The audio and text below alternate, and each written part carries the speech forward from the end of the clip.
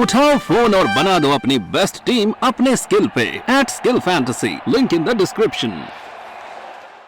तालिबानी शिकंजे में धकेलने की भी कुत्सित मंशा के साथ ये लोग कार्य करके देश के अंदर तालिबानी विध्वंस को आमंत्रित करने, देश के अंदर व्यक्तिगत कानून लागू करिए, शरिया कानून लागू करना चाहती है, तालिबानी विध्वंस का समर्थन करना चाहती है, देश के संसाधनों पर एक वर्ग विशेष को हावी करने की कुत्सित मंशा के साथ कांग्रेस कार्य करना चाहती है, जिसको हर मतदाता को जिसके प्रति सतर्क और सावधान रह करके किसी भी प्रकार के उस दुष्ट प्रवृत्ति को नहीं पनपने देना चाहिए। लोकसभा चुनाव के लिए वोटिंग का दौर जारी है। पहले चरण की वोटिंग के बाद कुछ ही दिनों में दूसरे चरण की वोटिंग होनी है। इसी बीच यूपी में नेताओं के बीच वार पलटवार का दौर भी जारी है। यूपी सीएम योगी आदित्यनाथ अमरोहा पहुंचे। वहां सीएम कांग्रेस के मैनिफेस्टो को लेकर कांग्रेस पर हमला बोलते नजर आए।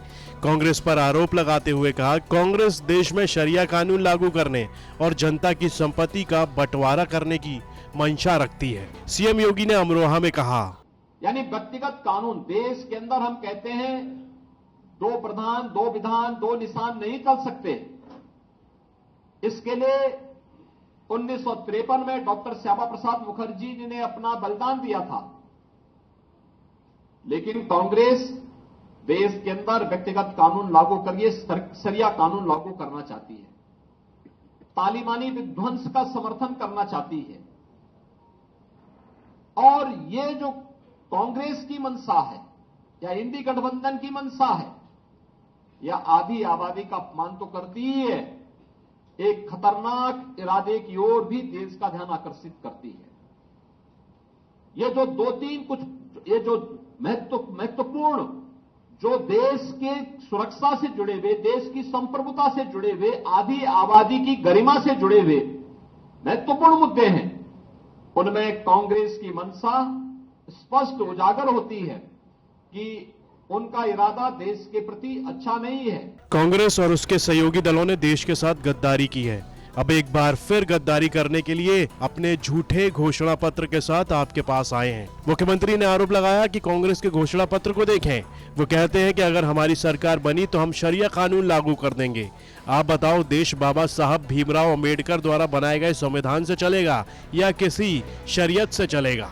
सीएम योगी ने कांग्रेस पर जुबानी हमला बोलते हुए आगे कहा कि कांग्रेस के लोग अपने घोषणा पत्र में इस बात की चर्चा करते हैं कि हम पर्सनल लॉ यानी शरिया कानून को लागू करेंगे, क्योंकि मोदी ने 3 तलाक की प्रथा को रोक दिया। वो कहते हैं कि हम फिर से पर्सनल लॉ को बहाल करेंगे। योगी ने आरोप लगाया कि कांग्रेस के घोषणा पत्र में कहा गया है कि वो जनता की संपत्ति को लेकर उसका बंदर बांट करेंगे। क्या आप कांग्रेस और समाजवादी पार्टी को अपनी संपत्ति पर डकैती डालने की छूट देना चाहते हैं? संपत्ति, लोगों की संपत्ति का सर्वे करवाएंगे और संपत्ति सर्वे करके फिर उस संपत्ति को अपने अनुसार फिर उसका बंदर बांट करेंगे। सीएम योगी आदित्यनाथ ने आगे कहा कि एक तरफ आपकी संपत्ति पर उनकी कोई दृष्टि है और दूसरी तरफ माफिया और अपराधियों को अपने गले का हार बनाकर कैसे उनके नाम पर फातिहा पढ़ रहे हैं।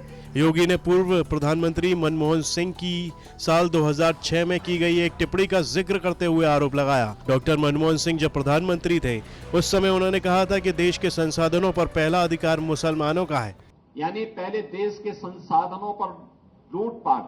याद करिए, यूपीए सरकार के तत्कालीन प्रधानमंत्री डॉक्टर मनमोहन सिंह जी ने अपने एक अभिभाषण में इस बात का उल्लेख किया था कि देश के संसाधनों पर पहला अधिकार मुसलमानों का है। हमारा कहना है, देश के अंदर भारतीय जनता पार्टी ने 4 जातियों की बात की। गरीब है, किसान है, युवा है और महिला है। इसमें किसी जाति की बात नहीं की है, किसी मत और मजहब की बात नहीं की है। जो गरीब है उसको शासन का हिस्सा मिलना चाहिए, युवा है उसकी आजीविका की व्यवस्था होनी चाहिए, महिला है उसके स्वावलंबन के लिए कार्य किए जाने चाहिए, अन्नदाता किसान वह किसी भी जाति मत मजहब वर्ग का है उसको सम्मान मिलना चाहिए। ये भारतीय जनता पार्टी जहां इसकी बात करती है, वहीं कांग्रेस कहां से प्रारंभ कर रही है? वह संपत्ति का सर्वे करवाएगी। संपत्ति का सर्वे करके फिर उसका बंदर बांट करेगी। यानी अपनी पुरानी उस प्रवृत्ति में कहां लेके जा रहे हैं कि पहला अधिकार किसका है, और फिर वहीं से उनकी शुरुआत हो रही है। इसके लिए वह जातीय जनगणना को आधार बना रहे हैं।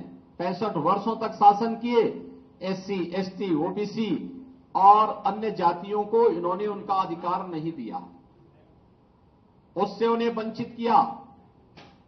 और याद करिए 2004 से 2014 के बीच के कांग्रेस के शासनकाल को, जब उन्होंने उस समय लक्षित हिंसा विधेयक लाने का कुत्सित प्रयास किया था।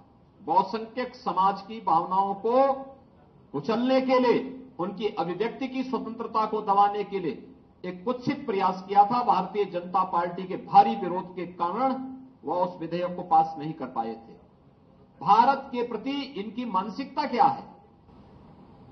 और इसके बाद इन्होंने अनुसूचित जाति, अनुसूचित जनजाति और पिछड़ी जाति के हकों पर डकैती डाल करके उनके आरक्षण में भी किस प्रकार से घुसपैठ करने का प्रयास किया था।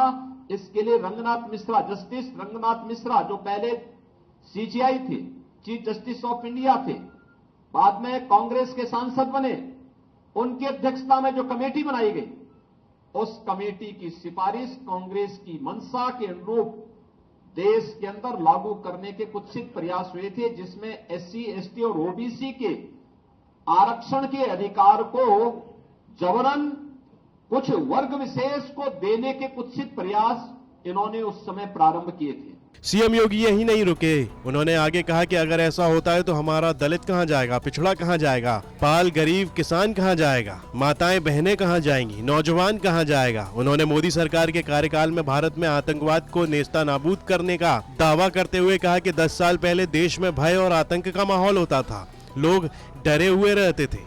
2014 के बाद आतंकवाद को नियंत्रित किया गया और 19 आते आते मोदी सरकार ने ऐसा काम किया कि आतंकवाद की जड़ यानी कश्मीर के अनुच्छेद 370 को खत्म कर दिया। आज भारत में आतंकवाद को पूरी तरह से नेस्तनाबूद कर दिया गया है।